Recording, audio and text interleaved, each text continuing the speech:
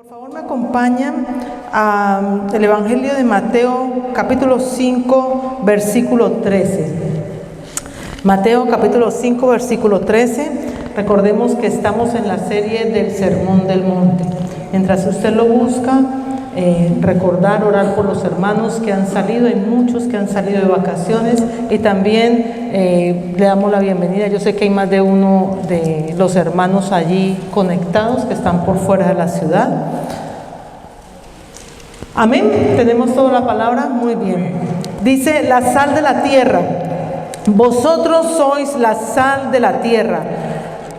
Pero si la sal se desvaneciere, ¿con qué será salada? No sirve más para nada, sino para ser echada fuera y hollada por los hombres.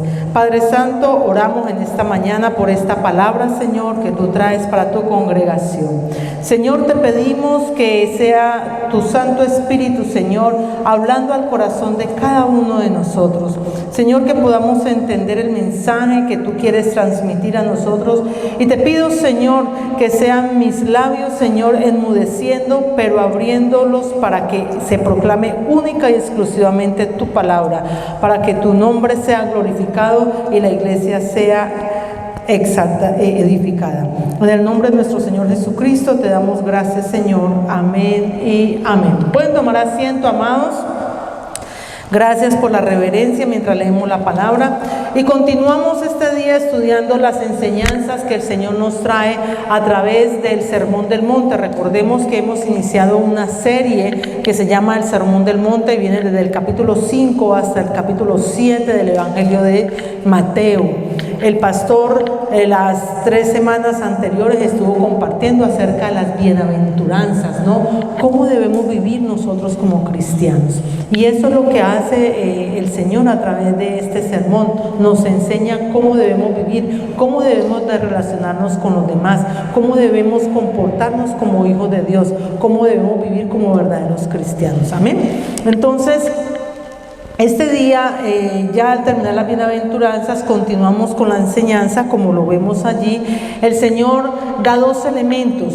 Uno es la sal y la otra la luz. Hoy vamos a ver la sal de la tierra. Ya no estamos corriendo, lo estamos viendo despacio, así que nos vamos a tomar algunos domingos para continuar viendo todo lo que está en el Sermón del Monte. Entonces, una de las enseñanzas más conocidas es esta, y el Señor nos dice: vosotros sois la sal de la tierra. ¿Y a quién se lo está diciendo el Señor? Se lo está diciendo a sus discípulos, a sus hijos, a los creyentes. Y en esta ocasión nos lo está diciendo aquí a nosotros. En el momento en que lo dijo, se lo estaba diciendo a sus discípulos que estaban con él en ese momento. Y recordemos que la mayoría eran pescadores de oficio. Entonces ellos podían entender muy bien a qué se estaba refiriendo el Señor. ¿Por qué? Porque la sal era un preservante, ¿cierto? Para que la carne no se dañara, y hoy todavía la utilizamos, ¿cierto? Cuando compramos la carne, lo primero que decimos es: sale la carne para que no se dañe, ¿cierto? Es lo primero que decimos, salar la carne. Muy bien, entonces el Señor nos lo está diciendo hoy. Y esta enseñanza de nuestro Señor Jesucristo en el Sermón del Monte nos permite comprender lo que significa ser la sal de la tierra. Y nos está diciendo: ustedes, vosotros sois la sal. O sea, nos enseña cómo podemos ser verdaderamente una influencia impactante y transformadora en la vida de los demás, en la vida del mundo, de los que están afuera. La sal es muy diminuta, ¿cierto? Muy finita. Y usted más de una receta, los que saben cocinar aquí, más de una receta le echa, diga, una pizquita de sal. Porque si le echa mucho también se sala la comida, ¿cierto? Entonces tiene que tener, ayer voy a contarles algo, yo sé que ahorita vamos a salir todos a almorzar, pero ayer les hice un caldo de costilla en mi casa, ¿no? Un caldo de costilla de res, delicioso, no es por nada, pero quedó rico. Pero cuando uno coge y pica solamente el cilantro y suelta ese olor, y usted solamente le echa el cilantro al caldo, y usted no le ha echado sal, sabe insípido, ¿cierto que sí? Sabe insípido. Entonces usted dice, a esto le falta algo, a esto le falta sal. Y no es sino que usted le eche un poquito de sal y dice, uy, quedó delicioso. ¿Por qué? Porque ese es el condimento que le da el sabor, la sazón, y lo hace ver diferente. Y así somos nosotros. Esa es la comparación que está haciendo nuestro Señor Jesucristo cuando nos compara con nosotros como sal de la tierra. Que nosotros como hijos de Dios, como sus hijos, como creyentes, como verdaderos cristianos, marcamos una diferencia ante el mundo. Somos diferentes ante el mundo. Amén. Entonces, en la actualidad muchas personas anhelan de corazón ayudar al mundo, cambiar muchas situaciones que se están dando en el mundo. Y muchos piensan, ay, cuando sea profesional, cuando sea abogado, cuando sea médico, cuando sea bombero, cuando sea cualquiera de las profesiones, para ayudar al mundo. Y lo hacen de muy buen corazón. Pero el Señor ya nos lo dijo. Si algo nos enseña el Señor es que los cristianos podemos marcar la diferencia en nuestra familia, en nuestra sociedad, en el trabajo, en nuestro país, no por lo que podamos llegar a ser, sino por lo que ya somos. Y nosotros somos la sal de la tierra. Somos sal en la tierra. Somos diferentes. Y como tal nosotros tenemos que marcar esa distinción e impactar el mundo allá afuera, para que el mundo crea que hay un Dios en los cielos, que es el que gobierna los cielos, la tierra y lo que está debajo de la tierra, que gobierna todo, que gobierna el universo y que es el dueño de nuestras vidas. Amén. Entonces, hoy quiero traerles rápidamente dos formas en las que la sal ha sido utilizada terrenalmente y una en el nivel espiritual, que ahí se me voy a detener un poquito. Entonces, el primer uso que se le daba a la sal desde la antigüedad y hasta ahora era para sazonar, y es para sazonar y cambiar el sabor de algo para marcar la diferencia. Ya lo ilustré en el ejemplo que hicimos ahora y todos lo comprendemos, ¿cierto? Simplemente es para sazonar y cambiar el sabor de algo. Pero también nos sirve para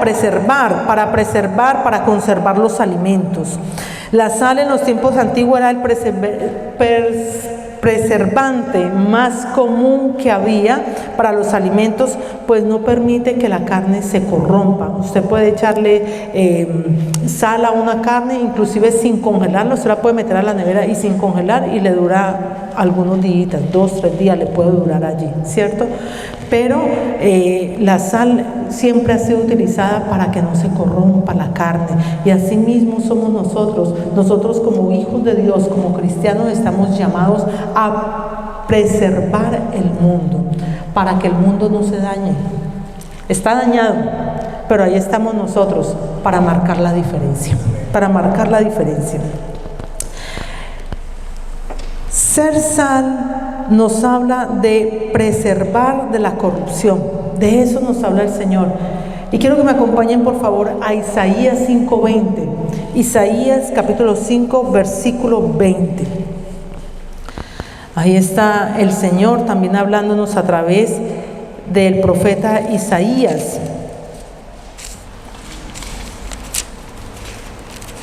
Y nos dice la palabra del Señor así: ay de los que a lo malo dicen bueno y a lo bueno malo, que hacen de la luz tinieblas y de las tinieblas luz, que ponen lo amargo por dulce y lo dulce por amargo. ¿Sabe qué nos está hablando el Señor aquí? Nos está hablando de los valores invertidos. Hoy día la gente, a lo que ve que la sociedad apoya, a eso le llaman bueno, siendo malo para el Señor. Y lo que es bueno le llaman malo, ¿no?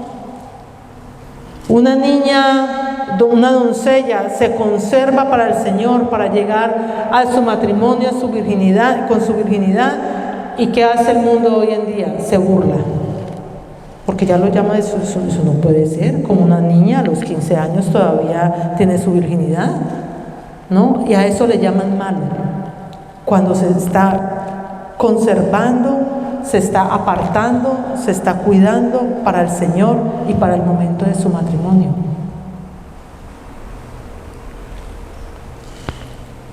Pero la perversión que hay afuera, a eso sí le dicen bueno, y eso lo apoya todo el mundo, las entidades, los gobiernos aprueban el aborto, aprueban los matrimonios gays. Lo que el Señor dice en su palabra que no debe de ser, a eso sí le dicen bueno.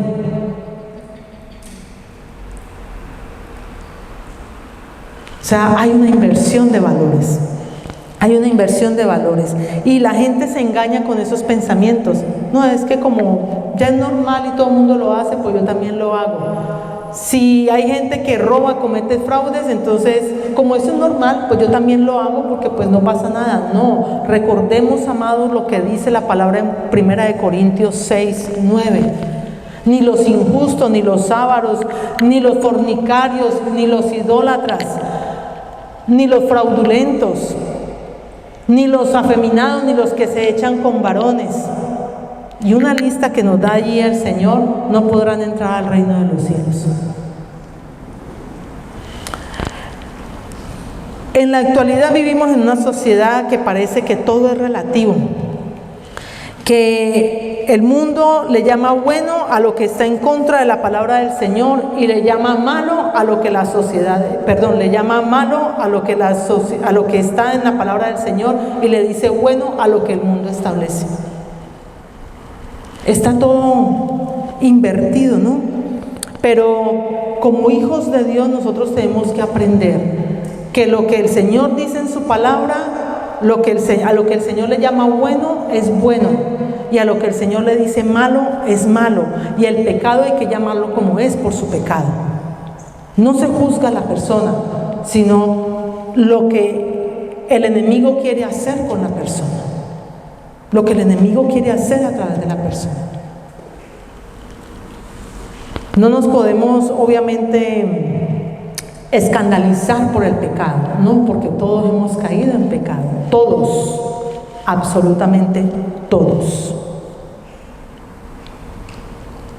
Pero cuando empezamos a caminar en el Señor, tenemos que aprender a llamar las cosas y a distinguir las cosas como el Señor las dice en su palabra. Entonces no nos podemos quedar callados por aquello que sabemos que no están bien y ante las cosas que sabemos que no agradan a Dios.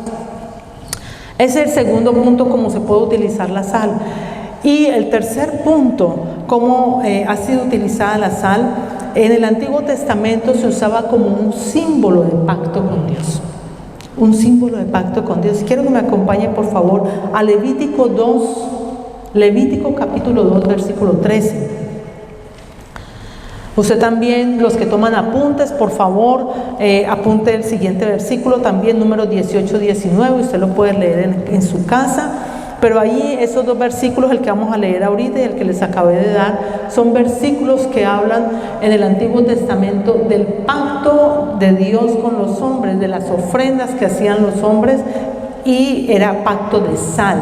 Dice Levítico 2:13, y sazonarás con sal toda ofrenda que presentes, y no harás que falte jamás de tu ofrenda la sal del pacto de tu Dios. En toda ofrenda tuya ofrecerás sal. En toda ofrenda tuya ofrecerás sal.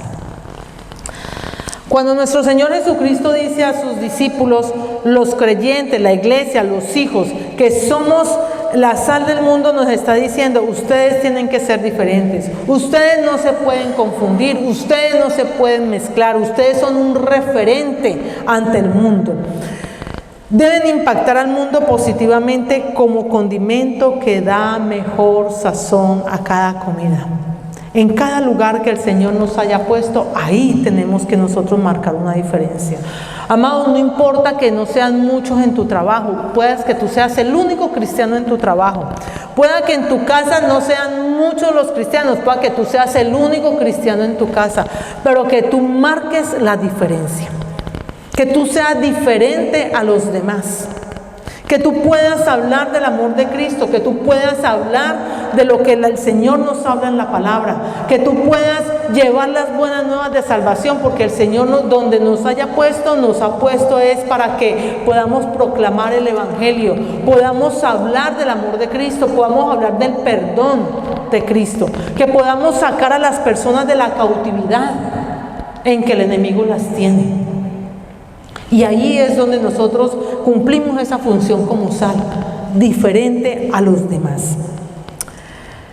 Y en la Biblia hay varios personajes que fueron llamados a hacer influencia, a hacer esa diferencia para cada nación, ¿no? Para cada pueblo, para cada tribu, e impactar y cumplir un propósito, pero esas personas perdieron su sabor. Y lo bueno es que en la Biblia encontramos siempre la solución, siempre la respuesta a cada una de las situaciones, ¿no? Y siempre cuando abrimos la Biblia, siempre lo hemos dicho, cuando abrimos la Biblia es como si fuera un espejo, ¿no? Nos reflejamos allí en la situación que cada uno de los personajes bíblicos pudieron vivir, porque ahí está reflejada la vida de nosotros.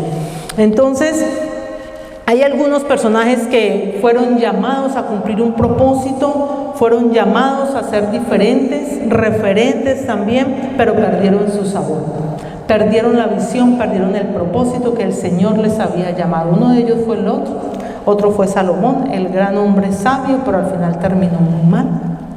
Y otro es Sansón. Y hoy vamos a ver como referencia la vida de Sansón.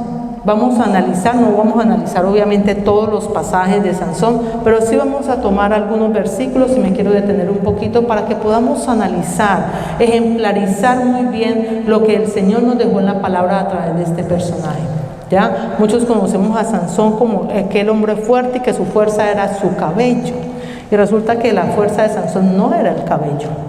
La fuerza de Sansón era el poder de Dios en su vida.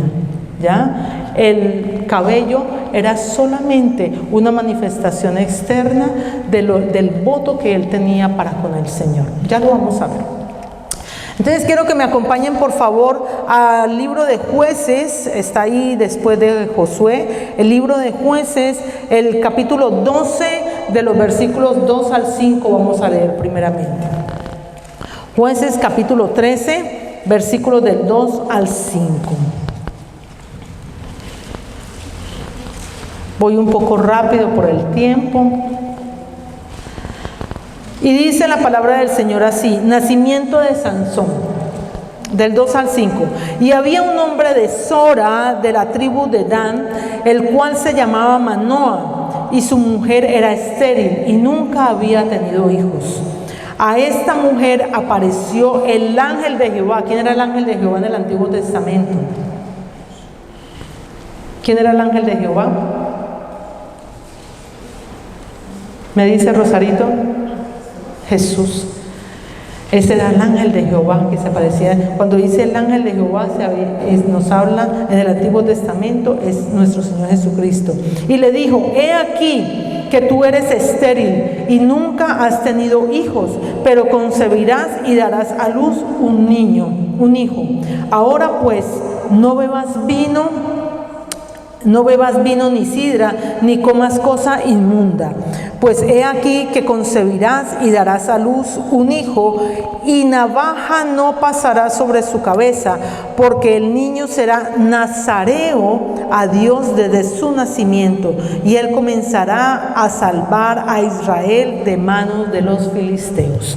Entonces vemos claramente aquí que el ángel de Jehová está anunciando la venida de un personaje importante para el pueblo en ese momento, con un propósito. Lo estamos leyendo al final del versículo 5, dice: y él comenzará a salvar a Israel de manos de los filisteos. O sea, se iba a convertir en el libertador del pueblo de sus enemigos en ese momento, que eran los filisteos.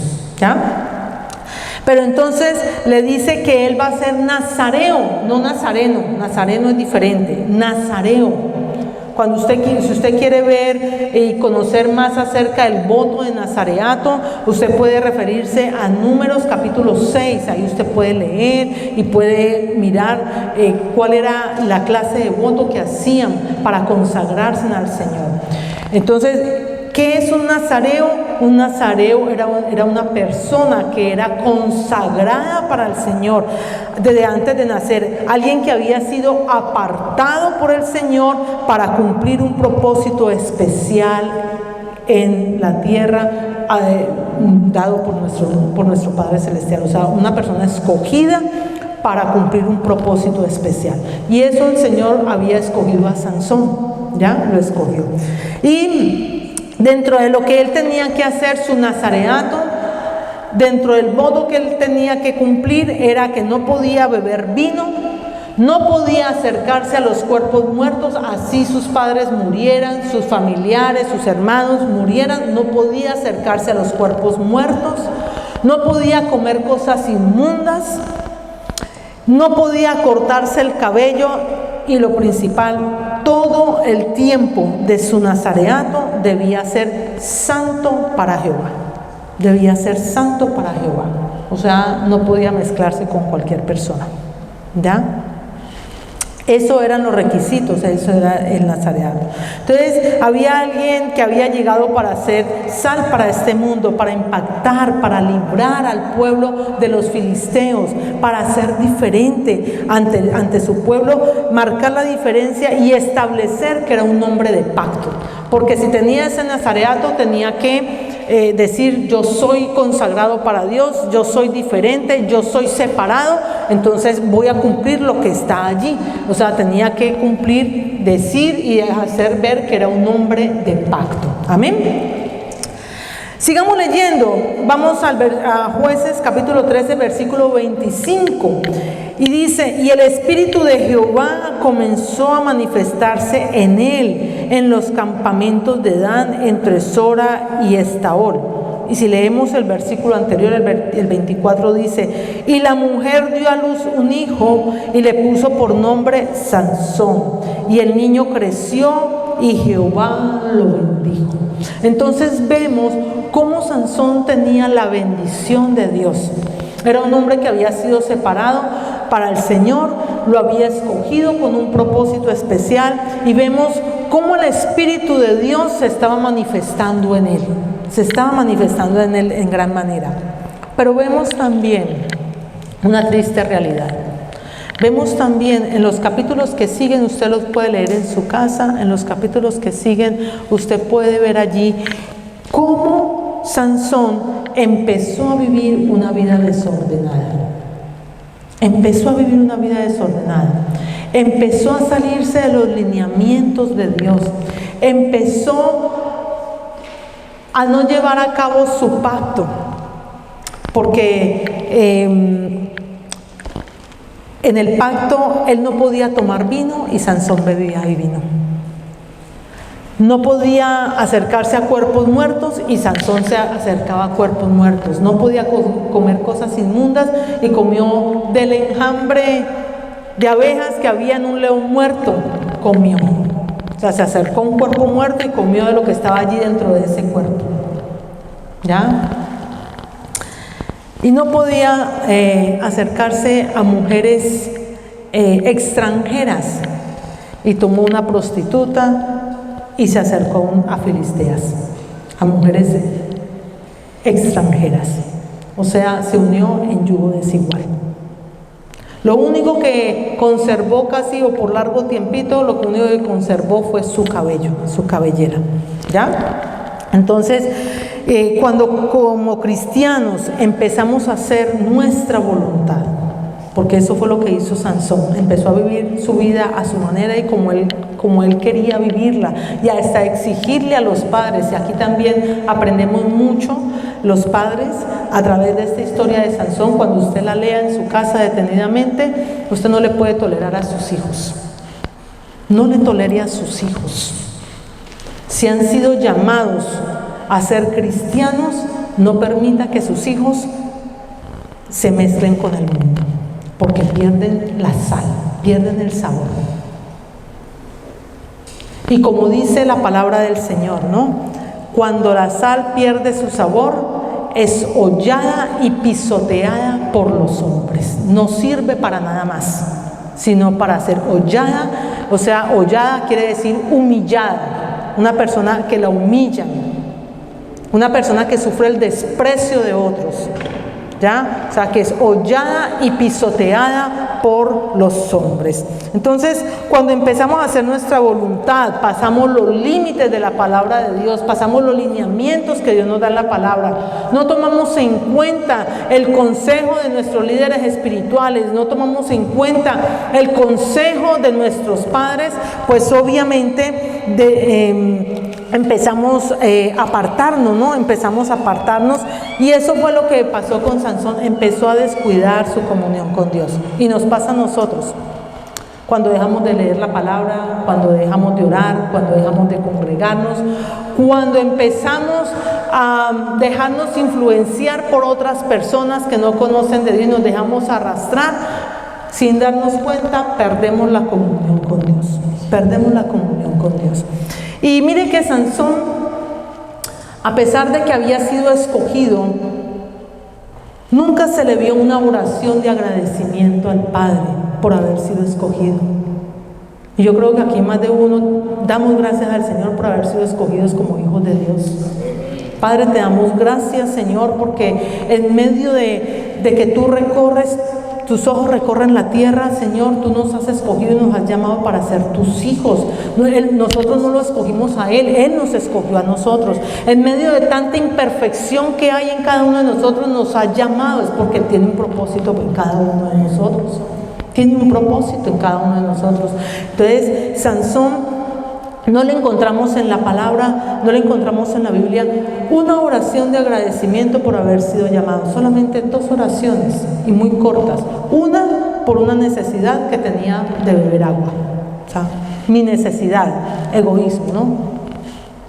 Y la otra porque se vio ya en lo más bajo de su vida, al borde de la muerte, y le dice: Señor, fortaléceme.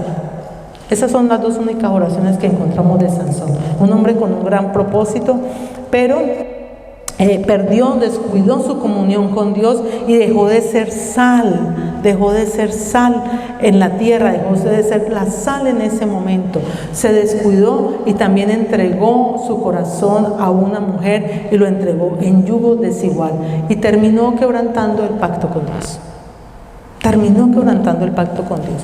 Recordemos que el Señor nos dice: ustedes son la sal de la tierra.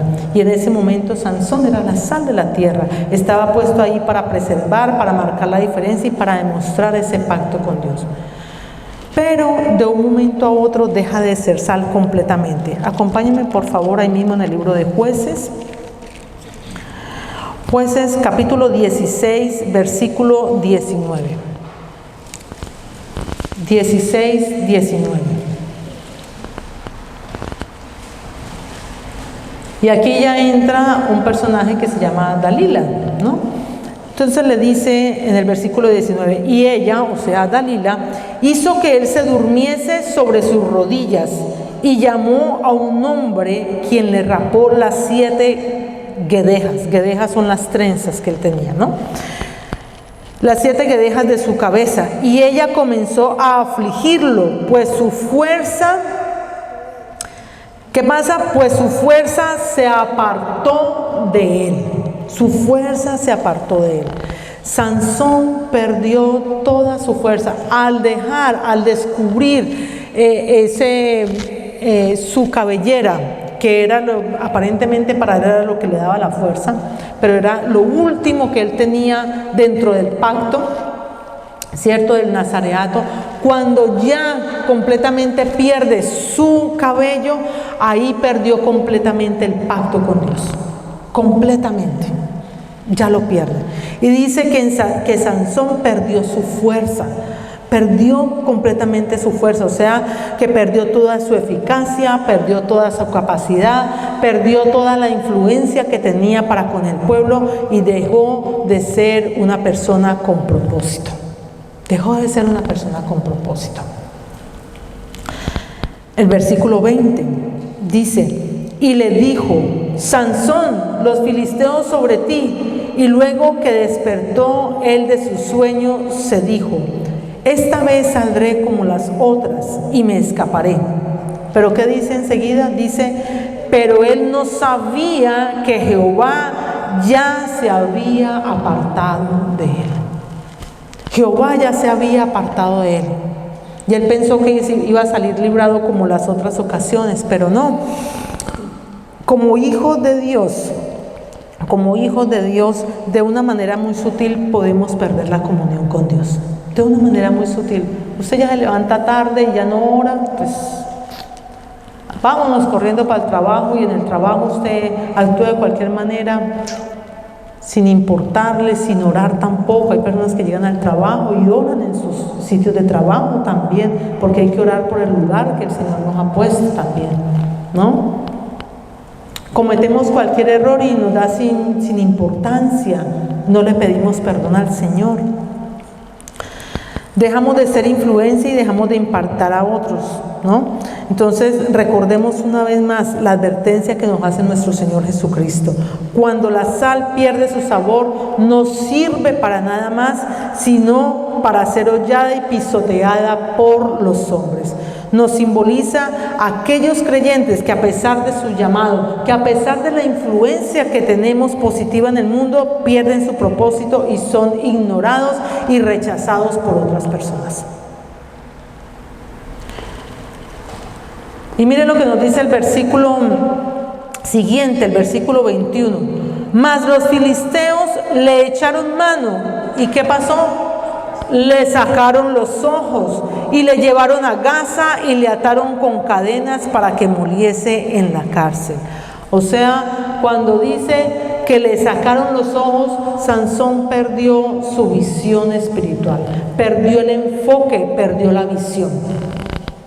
Perdió la visión, perdió el enfoque de lo que fue con el propósito a lo que él fue llamado.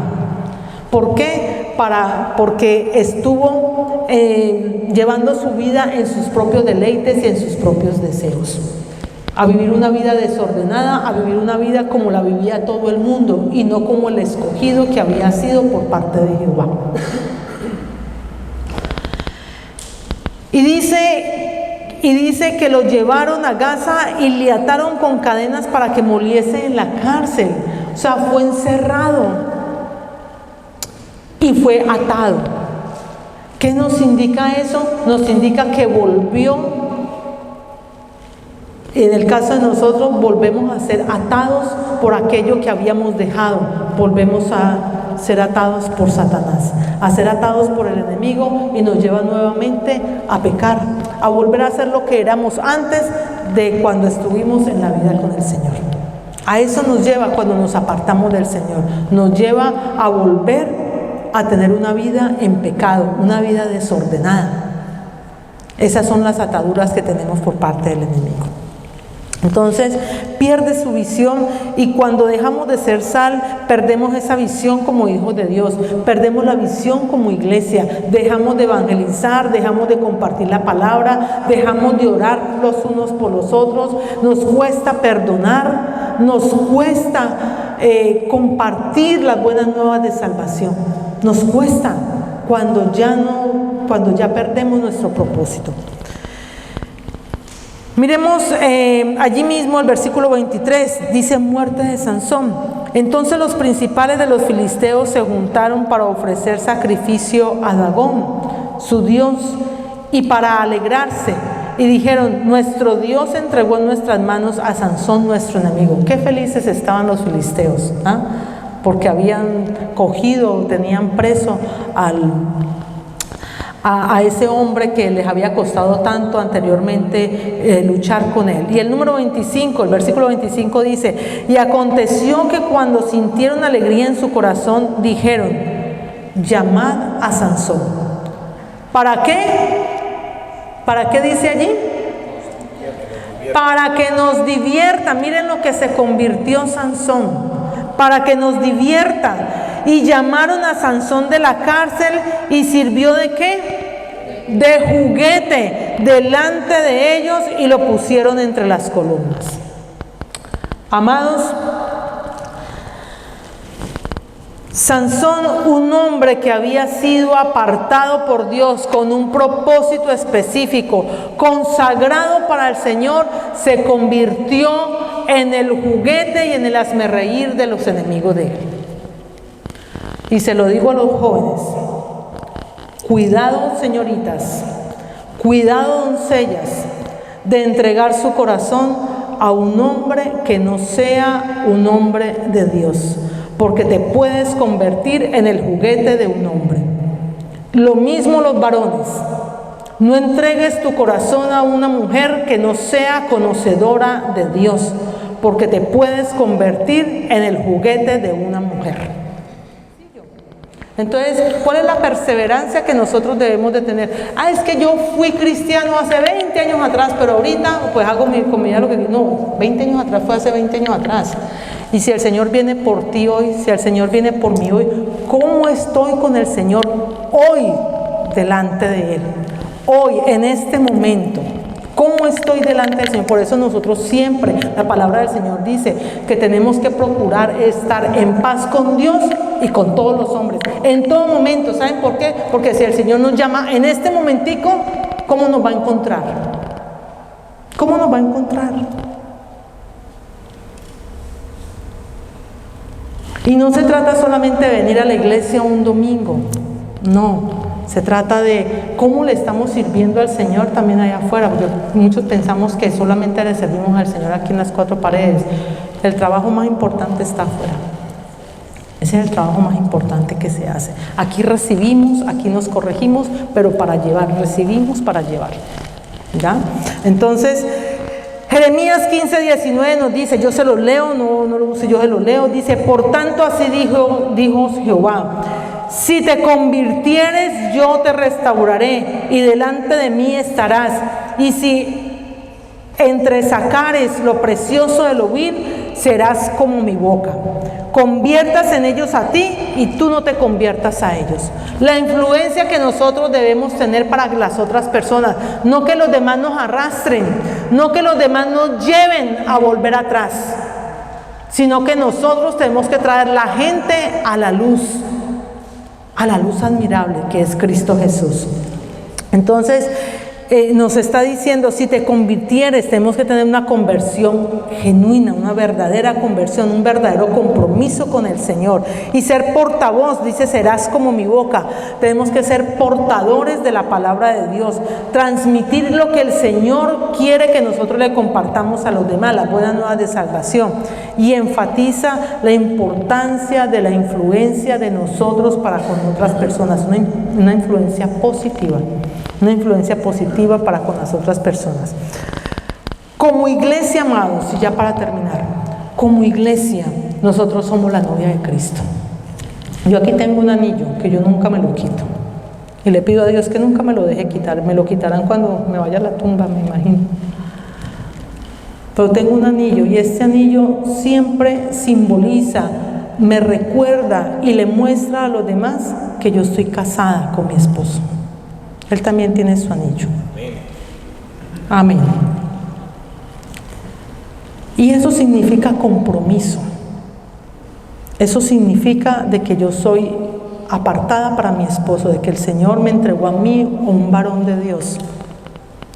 Y asimismo, nosotros, como iglesia, somos la novia de Cristo. Y Cristo vendrá por su iglesia.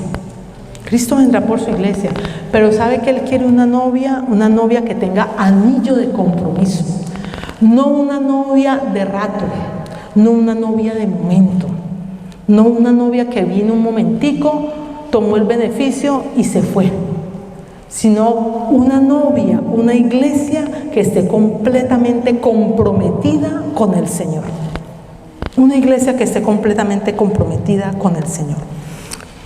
La gente, muchas de las personas quieren relaciones, quieren tener relaciones con alguien, pero no quieren un compromiso. Y eso mismo lo llevan al ambiente espiritual, al ámbito espiritual. Quiero lo mejor, Señor, de ti, pero no me comprometo contigo.